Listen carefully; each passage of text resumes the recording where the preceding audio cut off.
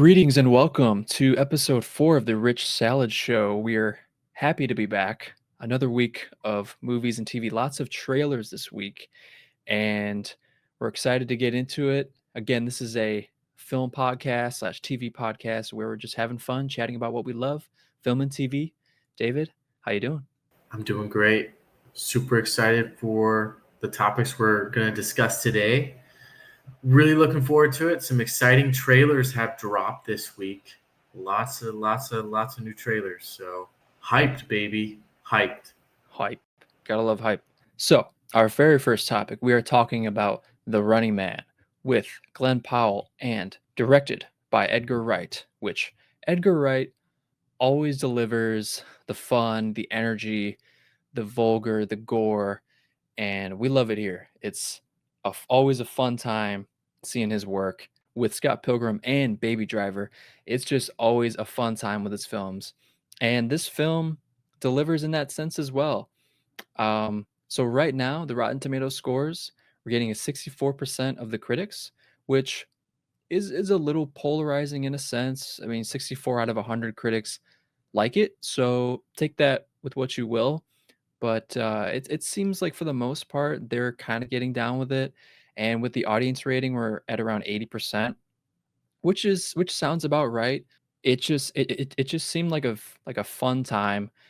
Like I said, Edgar Wright delivers the fun, the energy, and with Glen Powell behind it, it seems like Hollywood is trying to make him the next superstar.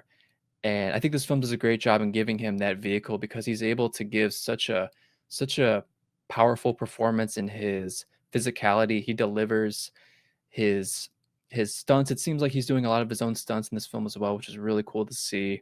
He gives a great performance. He's kind of like this guy who's just down on his luck and he's trying to save his family. His family are set in the slums and they're just not having a good time. His daughter's super sick.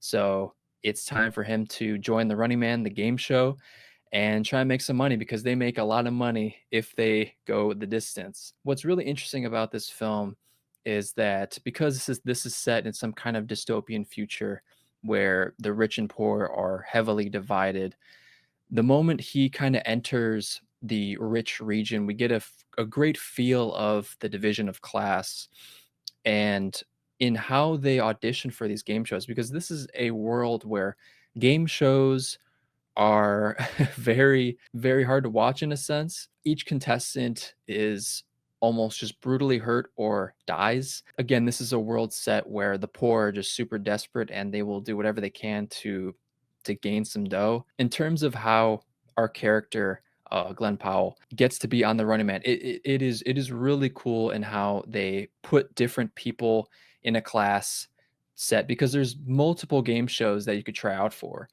And the Running Man is kind of like the peak one. It's like you have to gain a certain amount of like rep to be able to perform in the Running Man.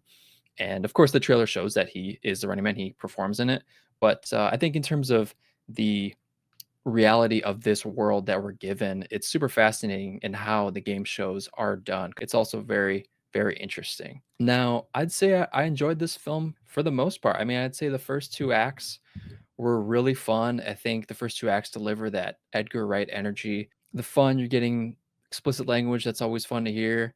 You're getting great action sequences. You're getting super satisfaction in those action sequences as our lead protagonist is just constantly outsmarting these guys.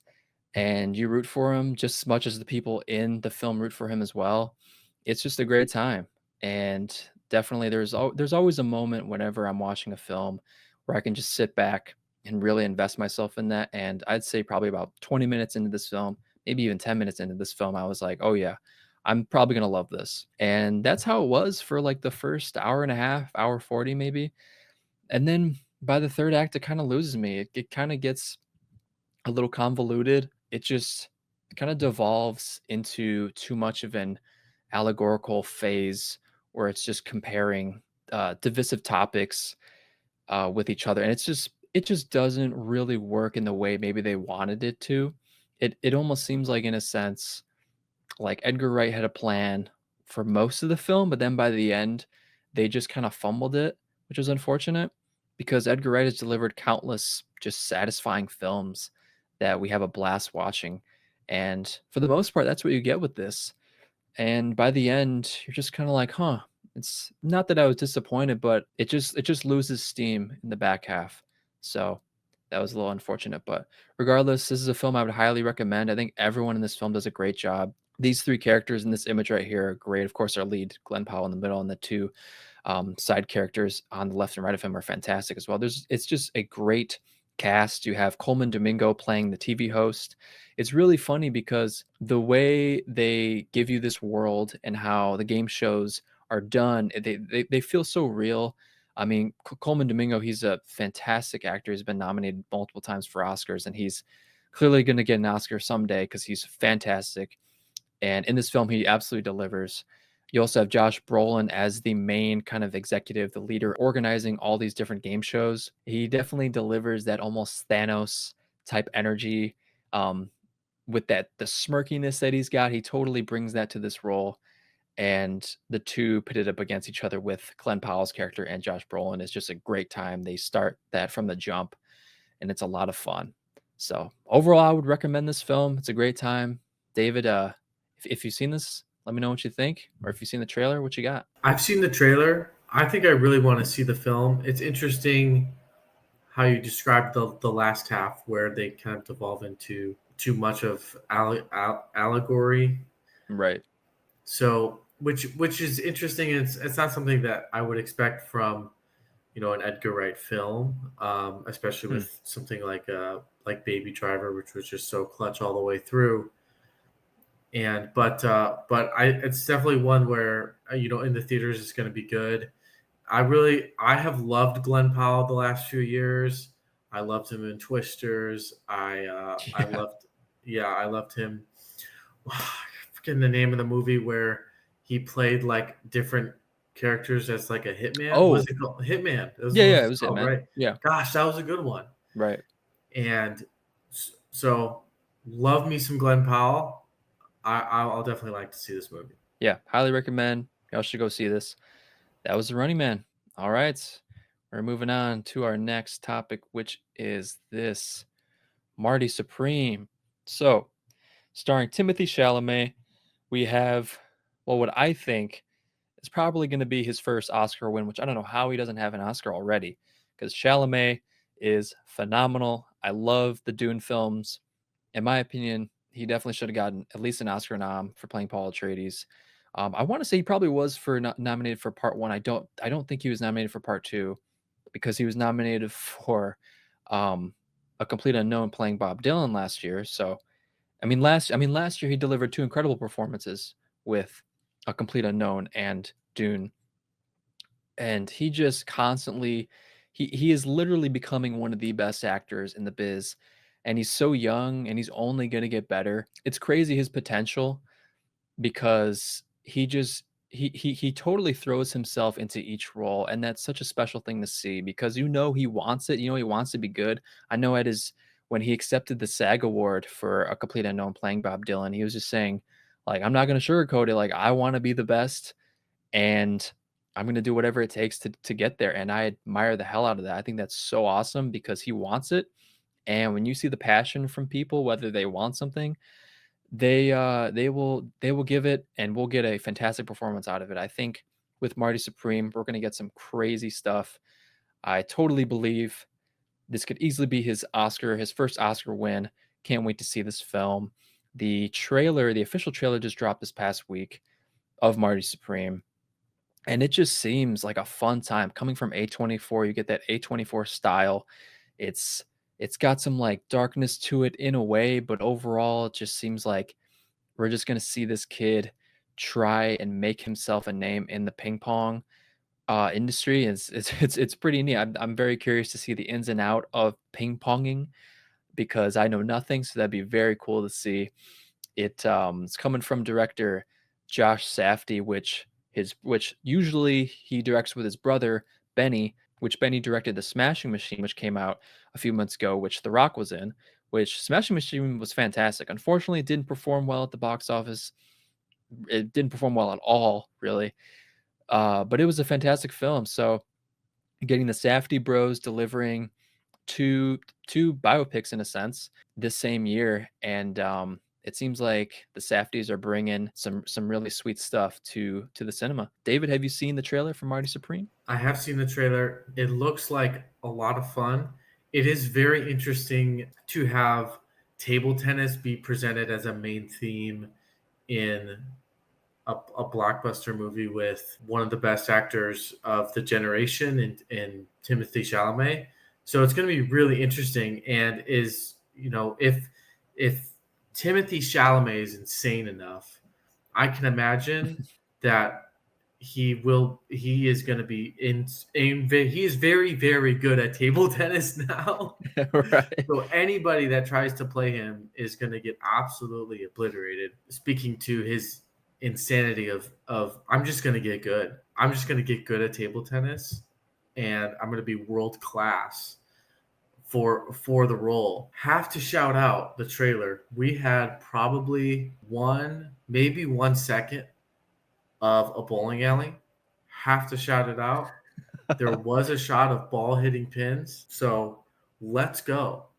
Um, but and then it cut to after the shot. It cut to the Marty Supreme playing some table tennis Mhm. with some people.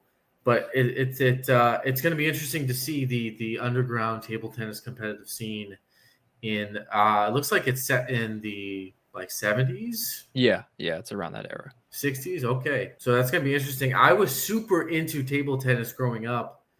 My family had a ping pong table, and I was very determined to get good at table tennis. Watch YouTube at the time because there wasn't a whole lot of YouTube videos, but I had like a DVD of table tennis instruction, was practicing with it. So it's going to be interesting to see how Marty has trained Mm. like to be good at table tennis, and like if they discuss techniques that I had learned with like the wrist, with your stance, with your Mm. balance.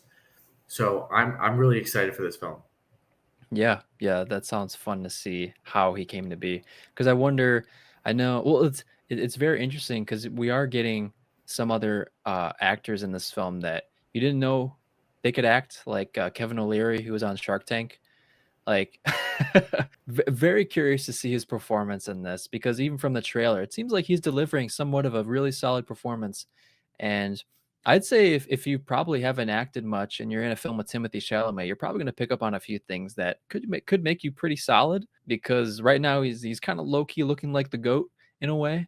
Um, but we'll wait and see. Marty Supreme coming out at the end of December. It's coming out on Christmas Day, so that's gonna be my Christmas movie, which is kinda interesting, but excited to see it because I feel like the potential of this film could be crazy. I know the buzz around it has been really good for the most part. Everyone's been saying it seems like it's gonna be a great film. Alright. With that down, we are moving on to our next topic, which is this Avatar. Now, with Avatar tickets going up on Monday, which is pretty cool because this podcast goes up on Monday as well. It's really interesting because the recent news that the Endgame trailer has been attached to the screenings of Avatar, that's got to bring some huge excitement. And for tickets going up, I don't know. I think we could see a pretty big spike in terms of just everyone wanting, I mean, possibly maybe some apps crashing, like an AMC app crash, possibly. I mean, who knows? That would be pretty interesting. In terms of Avatar's popularity, because it's very fascinating that it seems like there's this stigma or it's just fashionable to hate on Avatar, which is unfortunate because it's one of in terms of the CG of it, in terms of everything that goes into it, it is one of the most beautiful looking films, one of the most beautiful looking film franchises to ever grace the screen. These two films have made over $5 billion, and it's just interesting how it seems like I don't know, people just don't dig it. I don't think it's that. I mean, it just seems like it's just fashionable to hate on in a sense, which is unfortunate. In terms of just giving us a fantastic experience, and I think for film, especially going to the theater, that's what it's all about. The experience of witnessing a story like this and how it's presented to us with these wild, crazy, cool blue people and how they go about their world and their ways and how they're connected to humanity in a sense. It's just a great time with these fun and rich characters. You get, I mean, one thing this film franchise doesn't slack on is a deep cast with some fantastic performers that just always deliver. Period. And it seems like there's been some behind the scenes where you see them in the motion capture outfits, just giving their all in performances, and you totally see that within these pictures. So I don't know. I'm very curious to see how ticket sales will go. David, with tickets going up, with Avatar coming out soon, what's your thoughts on the situation? Avatar: The Way of Water was probably the best theater experience I have ever had, Which we saw and together. we did see Yeah, it together. that was Yes, that was 3D. Three. we we did see it in 3D, Yeah. and it was interesting because 3D feels like it's not really a thing anymore. Like it was when the first Avatar came out in 2009, and that was such a groundbreaking film. And just the second Avatar came out, and it felt like it quietly made like a billion Two or a billion. couple 2 billion. Yeah. Like it quietly made like $2 billion. Like people weren't. I feel like people weren't talking about it enough, but it was just such a beautiful film. I can only imagine what is going to be in store for the next film. It seems like James Cameron is just he just breaks filmmaking for every Avatar movie that he does. And, he did it with the first one. And then the second one was the underwater stuff. And I can only imagine what this third one's going to be. I can expect nothing less. The best theater experience, period. Right. The Avatar movies, that's what they are. I never got to see the first Avatar in theaters, but I'm so blessed to see the second one, and so hyped for the third one. Yeah. Now I do have a question for you. So like in terms of Avatar, like would you say you prefer, like would you say you're a fan of the franchise in terms of the characters and the stories, and then kind of compare that to the experience of it? Because it, in a way, it almost seems like the experience of these films are really what like entice us, but like being a fan of like the Avatar characters or being a fan of like this world, it just feels kind of separate in a way. I don't know. Do you kind of get what I'm saying? I do get what you're saying, and it is strange. It's Right. it's it's Yeah. strange in Well, a way. like, I mean, I think a perfect example is like with Superman. Like, I am a huge Superman fan. I love superheroes, and then the Superman movie just came out with James Gunn, and that was amazing. So it's like you kind of have a layered love. While with Avatar, like I love the experience of Superman, and then I love the Superman character and all the characters that are within the world of Superman. But then with something like Avatar, you have the world of Avatar, but then you have the experience, and those, I don't know, for me, they definitely line up in certain ways, but for the most part, not. Like I wouldn't say I'm a huge fan of the Avatar films. I'm a huge fan of the experience that they give me. It's just kind of an interesting thing. That is very interesting because you think a movie that made $2 billion twice would have fans of the franchise, the Avatar world, the Avatar characters, more so than the experience that it gives you. Right.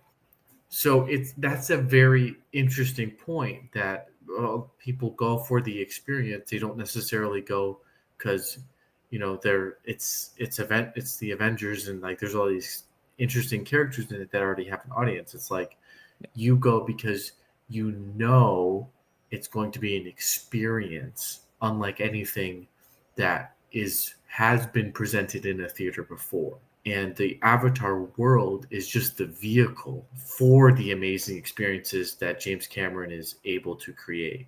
Yeah. It's just a super interesting thing. Can't wait. It's coming very soon.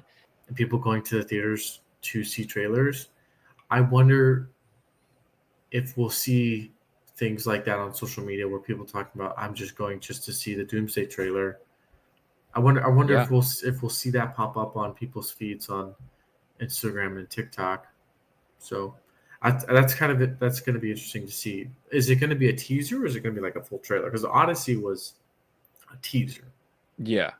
So from what the reports are saying, it sounds like a legit trailer. So Okay. I would assume like a minute 30 to 2 minutes. I mean, Okay. I'd say if it's a legit trailer, definitely more than 2 minutes.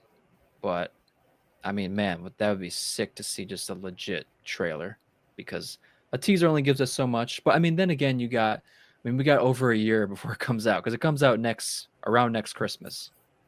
Hmm. So it's a plenty of time. I mean, just like Odyssey giving us a trailer a year in advance is pretty gnarly. But in terms of like the prowess that Odyssey has with Nolan behind it, and then um, Doomsday has with the MCU behind it, there's a lot of grandness to it. So it makes sense to drop a trailer this early. That is the Avatar tickets going up on sale Monday. Should be excited. I'm definitely gonna get my tickets early because I want to see this film pretty bad. Definitely seems like I'd say after seeing two Avatar films, this third one I'm probably the most excited to see because Pandora is a rich, beautiful landscape with some neat characters, and the experience is probably going to be pretty epic. Can't wait to check it out. All right, with that down, we are moving on to Mr. Mario and Luigi, and the Super Mario Galaxy trailer dropped this week as well. This week has been a crazy week for trailers, movies, and TVs alike. It's been a great time to be an entertainment fan. So I will be honest, I have not seen the Super Mario Bros. I've not seen the first one, and I'm very David's shocked. Man, Yeah, that's shocking. no, it is interesting. I'll definitely check it out at some point. But even when this dropped, like I was never super keen on seeing it. I was never not really a Nintendo fan in a sense. Like sometimes at family gatherings, we'd play Super Mario, we'd play Smash Bros, we'd play Mario Kart, like all those classics. It'd be fun. Always a great time. And it seems like this film probably delivered that the very first film because it made over $1 billion.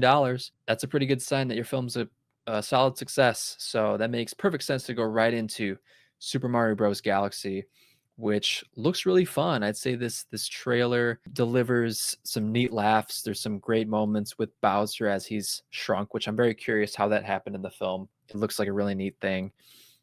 We have some new characters like Bowser Jr., which is actually voiced by Benny Safdie, who we just referenced earlier, who was the director of Smashing Machine, which is pretty funny. And Benny Safdie was in Oppenheimer. Pretty sweet dude directing and acting. But so we got Benny Safdie playing Bowser Jr., which is pretty neat. We also got I think it's Rosalina, which is voiced by Brie Larson. So very cool there. But again, yeah, this film just seems like it's going to be a good time. I think a film like this, you don't need to make it super grand, super introspective. You just got to have a good time. It's definitely one of those four quadrant films. It's a film for everybody. Um, in terms of like the visuals, like even with this shot here, like the lighting looks really nice. I think even from what I saw from the very first film, from the trailers, it just seemed like the creators, the cinematographer, they know how to create an enticing looking image, even when it's almost like 3D animated like this, and it's really nice. Love those deep yellows and cool orange tones with purples. It just looks like a really solid picture. David, since you have seen Super Mario Bros. One, what do you think of this next one with the trailer? I'm really excited for this next film. My biggest gripe with the first film is it was so short. I Really? mean, it was yes, it was I think a 90-minute runtime, Okay. and characters basically like said hello and just like we're off to the races with each other. And I wanted to spend more time in the world, in the visual element of that illumination created. I mean, it's gorgeous, the animation, what the stylistic choices that they made are just so beautiful. And seeing the trailer coming up, it's like, man, like they're like, if you were to just picture what a Super Mario Brothers movie would look like, it looks exactly like this. I wonder, they had like the Super Mario Bros. And now they're testing another very famous game, Super Mario Galaxy. And I can only imagine that the next film after this will be Super Mario Odyssey, which was a very popular game. Again, the biggest gripe that was it was so short, things were moving so quickly, and I just wanted to spend more time with the characters and in the world that was built and just to watch more of the movie because it was so visually pleasing. I don't know if you caught this in the trailer. A lot of people did. When Bowser Jr. is revealed, they play the same theme as the Prowler. Really? Yes. From They Spider-Verse. yes. Okay. They play it's kind of underneath a little bit, but you can hear it. And I was first seeing memes about it after, and I was like, wait, I didn't catch that. And then I rewatched the trailer, and it's definitely there when Bowser Jr. is introduced. I'm not sure if that has any significance or ties to Spider Verse at all. Maybe it's just creative inspiration, but an Right. interesting note, just the least. But I think it'll make a billion again. I think it will. I think Yeah. it will because I think you can watch this. Like you could not see the first one, and you can watch this. Right. So, and what's really interesting is that this comes out in April, and which Michael comes out in April as well, the biopic. So again, next year is stacked. Super Mario Galaxy looks like it'll probably deliver, and we're excited to see it. One final note here.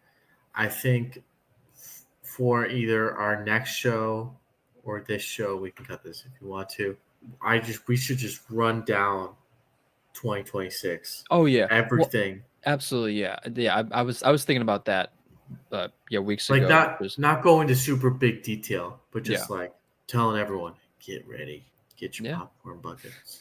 All right. With that down, we're moving on to our next topic, which is Mr. Robert Rodriguez, wonderful, talented filmmaker. I know last week, when we were talking about Chris Stuckman and how he made his own film and the risk it took, and just the dedication to the craft in terms of just trying to make your own film, trying to create, and this story of Robert Rodriguez is very, very fascinating.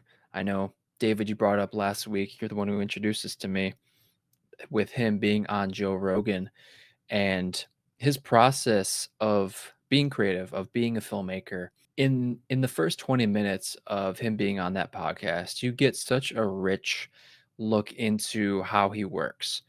And us as being creative, it's important not to think too much because I think, in a way, being a perfectionist is kind of the downfall of being a creative. And I fall into that trap almost on a daily basis at my job since I'm a graphic designer. I try and be perfect, and that's just not possible as much as we'd like it to be. And with Robert Rodriguez and the way he talks about his process is just super inspiring. And yeah, within that first 20 minutes, like he just gives you such a great look in terms of with specifically how he uses index cards. And he's like, the way he holds them up, he's like, you could change your life with these. And it's so interesting. Like you say that to anyone, it's like, well, how so? Well, and then he kind of explains how he does it, where he'll lay them out and then he'll write if he's making a script, like you're like, all right, I'll have this character, I'll have this character. Maybe they'll be at this place, maybe it's during this period of time, maybe this music is going on at this moment. And once he started explaining that, it was like, oh, that's so true. It's like anyone has, I'd say if you're creative, whether it's in the arts of film or photography, anything that's creative, painting, like we all have, and Robert Rodriguez talks about this, where we have a creative spirit within us, and allowing that creative spirit to kind of take over is the key to making some very interesting creative things. And I think the moment we try and be a perfectionist or the moment we overthink is when our creative soul kind of it just doesn't work.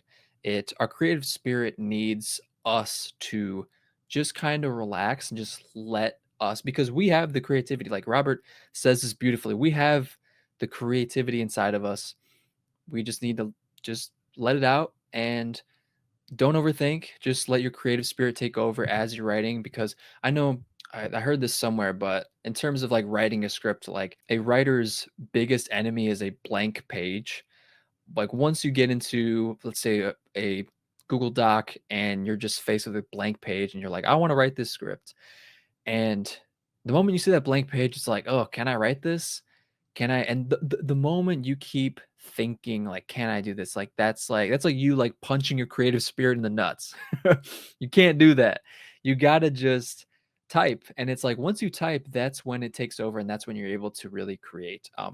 David, I know you're the one who introduced this to me with Robert being on the Rogan podcast. Give such great insight into how he works. I've listened to / watched that podcast I think 3 times now. Not the full thing, but the first 22 minutes, 25 minutes, first hour, like you said, are the most impactful in terms of talking about how he works and his filmmaking process, his creative process. I don't know if you got to the part where how he invented the walking away from explosion shot. No, I don't think so. So he made that shot, like he essentially really by accident, Okay. in one of his films. And the idea of the creative spirit, I think, is so powerful. I wish I understood it that way when I was in design in college, because that might have helped me a little bit. I ended up Yeah. dropping out of a design major and ended up going into a more generic field, business. After I listened to that podcast, I was just like, I was so inspired to go write something. And then after that, I believe is when I wrote Nutcase and I presented that short film idea to you. Hmm. And then I ended up writing a brief script for my family to shoot a horror film based on a very fun board game that we like. We didn't end up following through with it, which was a little annoying for me. But but like you talked about the blank page, Hmm. and I've experienced this, and like what Robert was saying is so true. All you have to do is start, and once you start, and you just like release something within yourself, it just takes over, and it's crazy the type of things that we can come up with. I started writing that case into a feature film. I haven't finished any of these things. My hands are tied in a lot of different things right now, um, and I don't have a lot of time. But for the time period that I had, it literally just took over, and I was in like another world almost. He has such an inspiring story of basically being from nothing and making something that was really cool. He teaches this method for other people. And my whole life everyone has told me like, you're not creative, you're like analytical and logical, which is true, but I do have that creative side, and it's just the creative spirit letting itself out if I let it out. Hmm. Super, super inspiring. I encourage you to listen to more of it. Oh yeah, But yeah, absolutely. the first 20 minutes are so deep and so rich, like you talked about. Yeah, it's super exciting, super inspiring. I know coming out of this, like, I mean, soon I definitely got to find some index cards and just write Yes. some stuff and just create. Um, I know one idea that I had was like, is it possible to make a film in 24 hours? And I wanted to challenge myself and kind of follow Robert's ideology with this and just kind of just document it and see what I could do with what I have. I think, well, in terms of the creative process, the less you have, the more creative you have to be. And it sounds impossible to make a film in under 24 hours. It sounds anxiety ridden. It sounds just awful, but it should be an interesting exercise if I try to go through with it. And Do it. yeah, it should be pretty interesting You to should do it. see. Because one, it's 24 hours. So it's a day. If you don't do it, you learn a ton. if you just start, let that puppy out. I know you have felt the same way that I have felt about the creative spirit. Would you agree? Oh, absolutely. So I guess I was going to ask you, what have you been inspired to do? Is it the 24-hour thing, or is there another thing in addition? I'd say that was like the most like wild idea. So like that being wild really attracted me. Yeah, I'd say probably that. And like it hasn't really pushed me to write any script because in terms of I don't know, like within film, I feel like for me, my golden spot is cinematography. I love photography. That's what I'm doing at my current job right now. Not as much as I'd like to, but just shooting things, how you frame things in a shot. It's just really neat to see what you can capture in a frame. And I think even within this exercise of a 24-hour film, you could totally like in terms of me focusing on the cinematography, I think you could really exploit that really well because if you want to save time, that would force you to do like a one shot and shoot everything in one take, possibly. Like imagine that, like a 24-hour film or a film in under 24 hours is just a one take. And how can I make that interesting would be very sounds very daunting, but it would be pretty fun. Or I was going to say, because you talked about cinematography is like your focus, you could start with the frames. Pick 5, 10 frames that you think would look really good in a movie and you could pull off with the 24-hour thing. Then you Yeah, rework like backwards and write the script around that. Just a thought. I like it. I like where you're thinking. Yeah, I'll definitely try that. Yeah, we'll see. I'm planning to do it some sort of weekend day, and I'll definitely document that. Create some cool, interesting YouTube video out of it. Yes, that would Um, be such a good YouTube video I too. know, That right? would be such a good one I too. know. I mean, I can just imagine the thumbnail like film in under 24 hours, like Yes.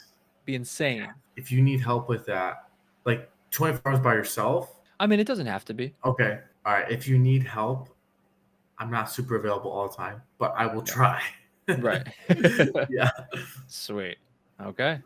Sounds like a plan. Another thing I wanted to touch on with this story is that like he was talking about with his kids and it's really cool because like as we're both 27 right now, we we've been conditioned to work in a certain way where we kind of like diminish our creative spirit, where we just overthink. While Robert trained his kids at an early age, like he gave them the index cards at an early age and just told them like just do stuff. And because they didn't have what we've had experienced up until now, they haven't had that just thought in their head that they couldn't do it or they never second guessed. They're just like, okay. And like being a kid, you're like, okay, you're just gonna do whatever. And that's such a special thing because I know he said I think his kids are all working professionally in that stuff within film, within with some other stuff, but sounds like they're doing pretty well. They're definitely learning the creative process. I know when he was talking about his son when they were working on a film and they're having issues. I think his son was the director, and they're having issues on set. He's like, the actors aren't showing up. This isn't working right. This isn't doing it. Robert was like, well, you just like, calm down and just see where it takes you. Like, don't overthink. Just see what happens. And by the end of that day, it turned out insanely well, apparently. And he needed to see the creative process and how that worked in real time to really get it in his head to just kind of take it as he goes. Cause like, I think you also kind of mentioned like life imitates art and like vice versa, where just as you go throughout your day, like you never know how your day is going to go. And you just kind of take it as you will. Some great things can happen. Also, bad things can happen, but hopefully, great things. And you take that within the arts as well and just take it as you're going. The creative process is, I mean, something even learning from college, like when I was in graphic design classes with typography and the multiple iterations it takes to make something interesting takes a long time. It could take you a few tries, but for the most part, it takes a good bit. And I think being able to accept the time it takes to make something, whether it's short or long, usually it's going to be lead to something pretty neat. And understanding the creative process is important to get where you want to go. So very grateful for David recommending this because I love this. I think if you're a creative person, we all have that spirit, and just let it fly, let it run. With that glorious topic down, we're moving on to something glorious. Getting a Labubu film apparently, which Sony just acquired the rights to produce this. Now, there isn't much news in terms of cast or story or how it's going to look, but I kind of opened this up as like like an open floor, a speculation type topic where like what can this film do? And I guess when I think of Sony and what they've done, I mean, I guess like the first film that I think of when I think of Sony is Spider-Man. Like, think of the Spider-Verse films, some of the best films ever made. Like, it also led me to think, like, could this film be animated? Could it be live action with these Labubus with the talking mouth? Like, there's possibilities are endless. It sounds I'm very curious what the tone will be. I don't know. I feel like the tone could be very interesting. Like, could this be a kids movie? Could this be like in the PG-13 realm? Could this be rated R? Like, could this be like a horror? That'd be very interesting, almost a way. Me personally, I would love to see this as a horror. I think you could make this really fun, almost like in the vibe of Chucky. You have multiples of these things just running around. Maybe you have like a mix of like Chucky and Gremlins.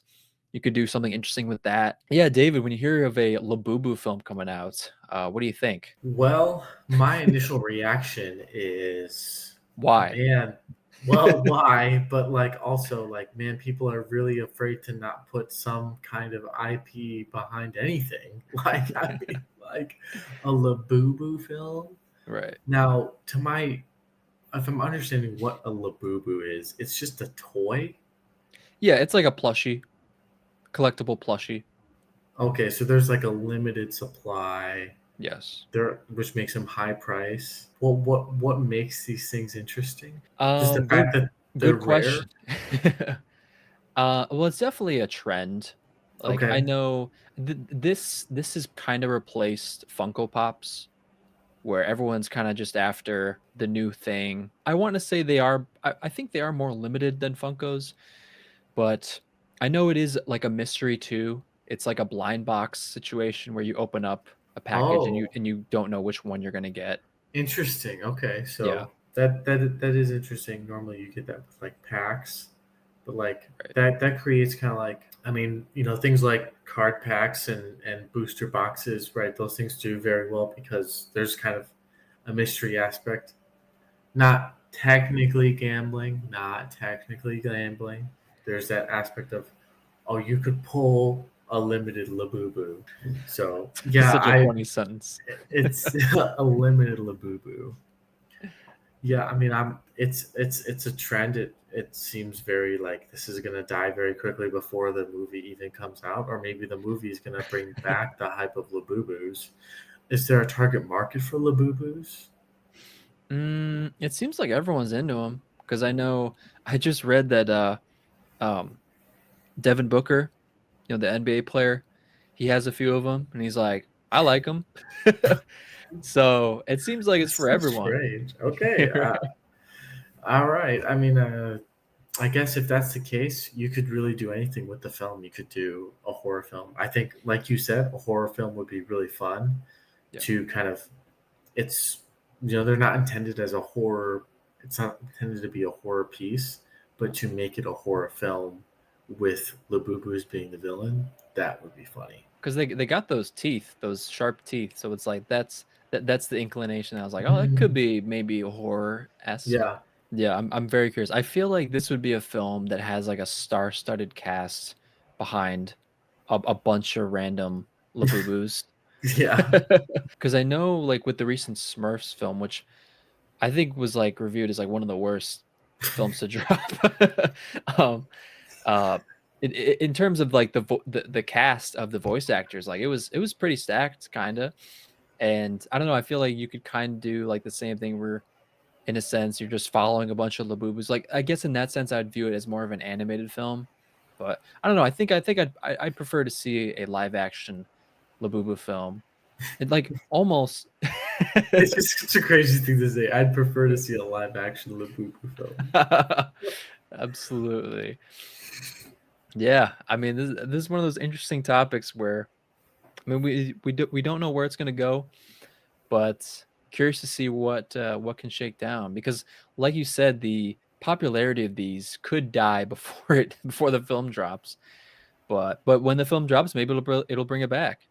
So, and of course, with film and marketing, you could market the heck out of this and bring some exclusive film versions of these Labubus and really bring some popularity back if it does die down. But curious to see.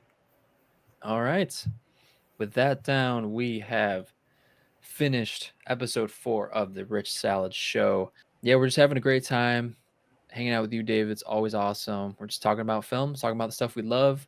I mean, I will say, especially one thing that I hope people get out of this episode was the Robert Rodriguez stuff. It is just awesomely inspirational for anyone. Literally anyone, but especially filmmakers and people Yeah, who aspire to make films.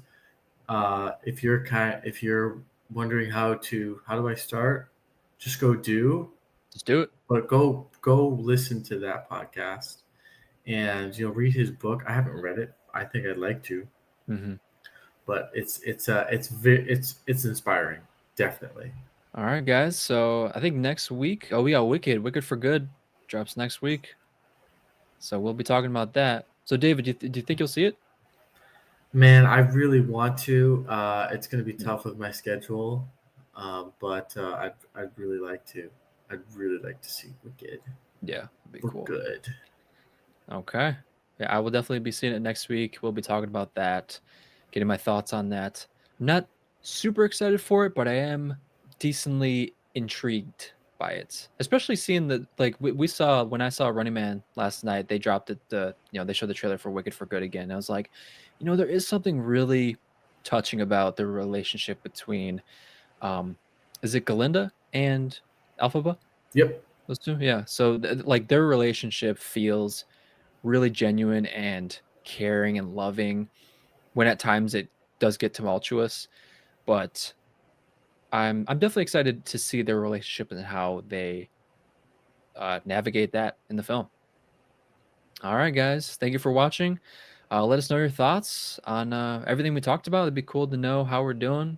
Any feedback is welcome, so we appreciate that. All right, guys, see you next week.